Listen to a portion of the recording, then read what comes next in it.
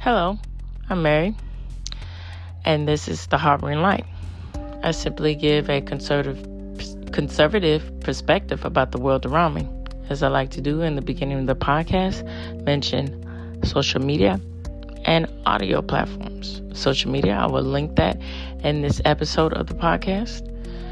And audio platforms, I'm on Audible, I'm on Amazon Music, I'm on Pandora, I'm on Spotify for podcasters, Overcast, iHeartRadio, and I'm looking to grow to wherever you enjoy your podcast. I am on that. Also, you enjoy this content, please feel free to follow and share. Now, this particular episode is the continuation of the PSAs that I mentioned about the Fox Kids. Now, this is to give more depth about the Fox Kids network and to give more depth about the influences and everything else that had to do with what was going on with the Fox Kids network. So, I'm going to do an analysis and a deep dive about Samurai Pizza Cats. So, let's talk about it and let's get into this.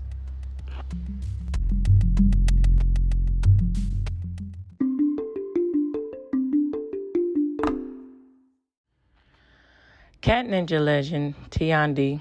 is an anime from 1990 that got an English gag dub the next year in the form of Samurai Pizza Cats. A long-standing rumor says licensor Sabian Entertainment either didn't manage to receive transcripts of the original show's dialogue, lost the transcripts, or received horribly translated scripts. So the writers had to make up stories and dialogues from scratch.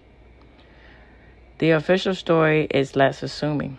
The original production company didn't send the scripts because they had given Sabian carte blanche to turn the show into something a Western audience would find funny.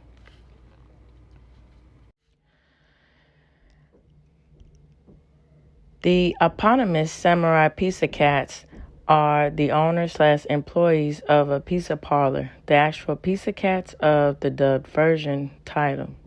They defend the city of Little Tokyo and the royal family, pushy spoiled Princess Violet and her demented father, Emperor Fred, from the machinations of the villainous Big Cheese, who is actually a fox rather than the rat. Between the giant robots, the ninja crowns, and the peculiarities of their emperor, or rather shogun, this is both harder than it sounds and easier than it ought to be. While the original Japanese showing also took a lighthearted and goofy approach to its sly references, puns, rapid fires, sarcastic humor, and breaking the fourth wall. Some of the episodes of the dub version were never aired on television in the United States due to the risque humor and depictions of homosexuality.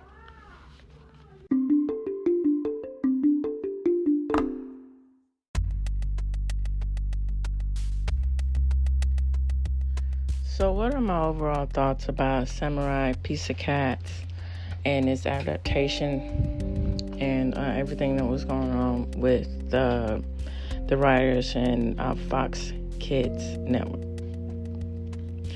I think it's, again, another really good example of trying to do things to bring culture and all of that to young children and to think about things broadly. And then also at the same time to be in the best interest of a child and to do things in an appropriate manner with censoring. So for instance, the original concept in the original show from Japan, as I mentioned about the homosexuality, it ran across their minds, okay, hey, this is too taboo. Let's not mess with this. Let's keep it pure for children. Let's have some witty, little sly stuff that has some adult themes in it. Okay, yeah, but let's keep children's interest in mind. And that is such a contrast to what's going on today. Unfortunately, you see all of this pushing tolerance, acceptance of all of these different genders and sexuality. Well, yeah, okay, but children don't need to be involved with anything like that, and it's kind of strange to get in the whole idea of you're some type of bigot because you don't tolerate this for children, or you're some type of bigot because you think it's inappropriate for children to be exposed to things like this.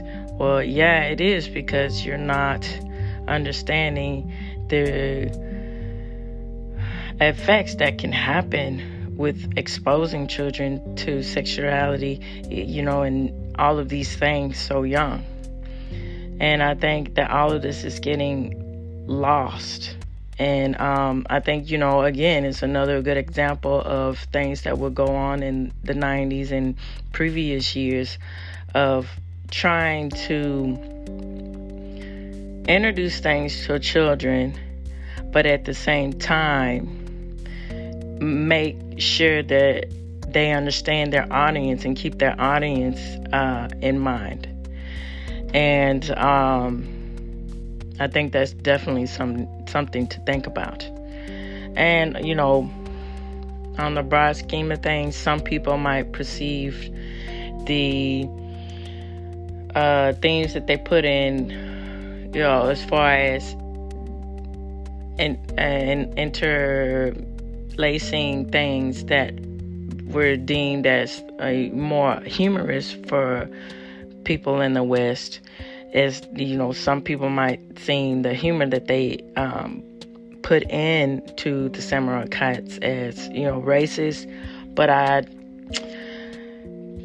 don't see that.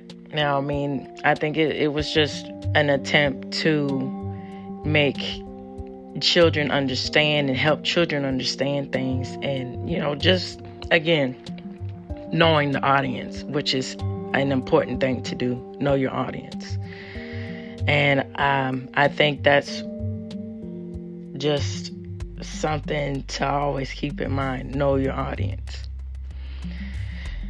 So also, let me know what you think about this particular episode, any comments, concerns about it, and also about anything that you find interesting about different children's episodes of in the 90s, 80s, in the past, or what have you, and family entertainment. And feel free to email me and communicate with me through social media.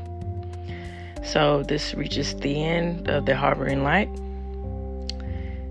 Tune in and turn it all the way up. Thank you, and take care.